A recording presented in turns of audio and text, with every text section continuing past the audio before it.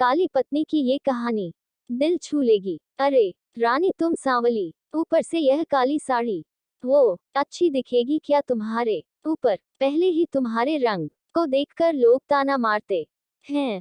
पूरब रानी को बोला, देखो ना पूरब, मैं बोलती तो कहती सास बोलती रहती है हमेशा। ऐसा लगता है जैसे कौवे को काला टीका लगाया हो। पति और सास का बोलना सुनकर जरा उदास हो गई। वो काली नहीं थी, कृष्ण वनीय और रानी नाक नक्शे में अच्छी थी, पर पति और सास कलर को लेकर रानी को हमेशा ताना मारते थे। क्या करेगा वो भी, वह गोरा और रानी कृष्ण वनीय। लोगों का क्या, वो तो नाम रखने में पीएचडी होते हैं। ब्लैक और व्हाइट जोड़ी बोलते थे दोनों को। पूरब का मन वैसे साफ था, रानी को अगर कोई कलर को लेकर बोलता तो उसे जरा भी अच्छा नहीं लगता था, इसीलिए वह भी थोड़ा बहुत बोल देता था ताकि वह जिद ना करें। लेकिन जब वह बोलता था तो उसे इस बात का पछतावा होता था। उसकी माँ घर में हमेशा कड़वाहट रखती थी, आज भी वैसे ही हुआ। घर में उत्सव के माहौल में सुबह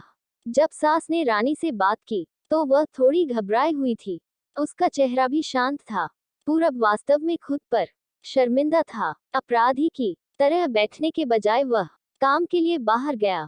कई सारी महिलाएं काली साड़ी पहनकर सड़कों पर चल रही थी, सभी ही गोरी थी ऐसा नहीं था, लेकिन उन पर वह काली साड़ी अच्छी लग रही थी। पूरब काम की जगह पर गया। उसका बचपन का दोस्त विकी और उसका पूरा परिवार साथ में था। जान पहचान हुई तभी पीठ के पीछे से विक्की की पत्नी आई। वह भी काली सांवली ही थी, काली साड़ी पहनी थी उसने। पीछे से एक आवाज आई, प्रतीक्षा दीदी, अच्छी दिख रही हो आप, आपकी साड़ी भी अच्छी है और आप भी। प्रतीक्षा के चेहरे पर खुशी आई, उससे ज्यादा विक्की खुश हो गया था।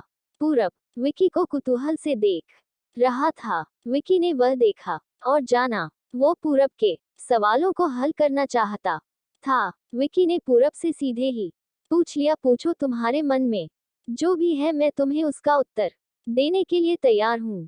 पूरब पहले हड़बड़ाया, फिर वह बोलने लगा कि नहीं नहीं, ऐसा कुछ भी नहीं है। विक्की ने पूरब से कहा, तुम मुझे नहीं जानते कि मैं लोगों का मन कितने अच्छे से पढ़ सकता हूँ। तुम तो मेरे बचपन के मित्र हो, तुम्हारे मन की बात भला मुझसे कैसे छुपी रह सकती है? विक्की आगे बोला, चलो ठीक है, तुम्हारा सवाल भी मैं ही बता देता हूँ। तुम यही सोच रहे हो ना कि मेरी पत्नी जो रंग से काली है और आज उसने काली साड़ी पहन रखी है, फिर भी वह और मैं इतना खुश कैसे? पूरब सब कुछ शांति से सुन रहा था और कुछ भी बोल नहीं पा रहा था। विक्की बोला, काला रंग ऐसा रंग है जिसमें दुनिया का कोई भी रंग मिला दे वह कभी नहीं बदलता, यानी कि किसी और रंग की संगत में वह अपना अस्तित्व कभी नहीं छोड़ता। इसी प्रकार प्रतीक्षा भी दिल से एकदम उस कलर के जैसी है, कभी भी रंगीन ना होने वाली लड़की है। वह अपने मर्जी से जिए, यही मुझे लगता है। मैं उसे खुश देखना चाहता हूँ। लोगों का क्या, वह तो बैठे ही है बुरा भला बोलने के लिए। गोरी औरत रही तो छिपकली बोलते हैं, काली होती है तो चूहा या कौवा बोलते हैं। क्या क्या नहीं बोलते लोग। ताना मारने वाले मारते रहे, हमें हमेशा खुश रहना चाहिए। वही मैं अब कर रहा हूँ। वो सुबह मुझे बोली, मैं कैसी दिख रही हूँ? अच्छी लग रही हो तुम। ऐसा बोलने पर उसके चेहरे पर वह कोलगेट स्माइल देखकर मुझे सकारात्मक ऊर्जा मिली। घर से बाहर निकले तो सभी बोलने लगे कि अच्छी लग रही हो भाभी। हम दोनों ने अच्छे मन से यह बात सोची, कोई ना कोई ताना मारने के लिए बोला ही होगा ना, उस वजह से जीने की दिशा क्यों बदले?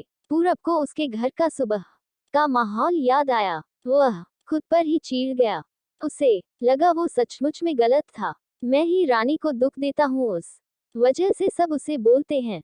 अब मुझे ही अपनी भूल सुधार कर उससे माफी मांगने होगी। उसने हंसते हुए विक्की को अलविदा कहा। अपना काम निपटा कर वह एक साड़ी की दुकान पर गया। रानी के लिए उसने काले रंग की साड़ी ली और घर गया। घर जाने के बाद रानी शांत बैठी थी। उसने रानी को आवाज दी और साड़ी उसके हाथों में दे दी। रानी को जरा अलग ही लगा। उसने प्रश्नार्थक नजरों से पूरब की ओर देखा। उसने बॉक्स खोलकर देखा तो काले रंग की साड़ी थी। रानी, मैं लाया हूँ तुम्हारे लिए ये साड़ी, आज पहन के दिखाओ कैसी दिखती हो तुम। अच्छी नहीं लगी तो बदल देंगे। साड़ी को देखने तो दो कैसी दिखती हो तुम इस रंग में। रानी को जरा अच्छा लगा। चलो तैयार हो जाओ जल्दी, हम जरा बाहर जाकर आते हैं, एक क्लाइंट के पास जाना है, उन्होंने बुलाया है जोड़ी में। पूरब का बोलना सुनकर रानी तैयार होने गई। काली साड़ी, उस पर हल्का सा मेकअप और लंबे बालों की चोटी। पूरब भी क्या, पूरब की माँ भी रानी को देखते ही रह गई। पूरब बोला, रानी सॉरी। हाँ, अरे लोगों की बातों में आकर मैं तुम्हें हमेशा बोलता रहा और खरा सौंदर्य किसमें है यह मैं भूल गया था। रंग दो ही है, यह जानकर फिर जीना छोड़ दे क्या, अपनी खुद की पसंद छोड़ दे क्या। तुम्हें काली रंग की साड़ी पहनना बहुत अच्छा लगता था ना, पर मैं हमेशा तुम्हें टोकता रहा। अब मुझे समझ में आया किसी भी रंग में रंगते वक्त मन साफ हो तो खूबसूरती निखरती है। तुम चाहती हो वैसे ही जियो, मैं कभी भी तुम्हें नहीं बोलूंगा। और हाँ, सचमुच सुंदर दिखती हो तुम, तुम्हारे रंग पर अच्छा खिलता है ये काला रंग। रानी के चेहरे की लाली और भी ज्यादा बढ़ गई थी। यह बात सुनकर शर्मा कर वह पूर्व को बोली, क्या आप भी। पूरब ने रानी का मुस्कुराता हुआ चेहरा देखा और उसके बदले हुए विचारों से पूरब खुश हुआ। मन ही मन में पूरब ने विक्की को धन्यवाद किया, क्योंकि ये परिवर्तन विक्की के शब्दों द्वारा हुआ था। खूबसूरत दिखने के लिए खूबसूरत दिखना जरूरी नहीं है, बल्कि खूबसूरत सोच होना जरूरी है इंसान का। अगर मन सुंदर है तो इससे कोई फर्क नहीं पड़ता कि वह किस रंग का हो।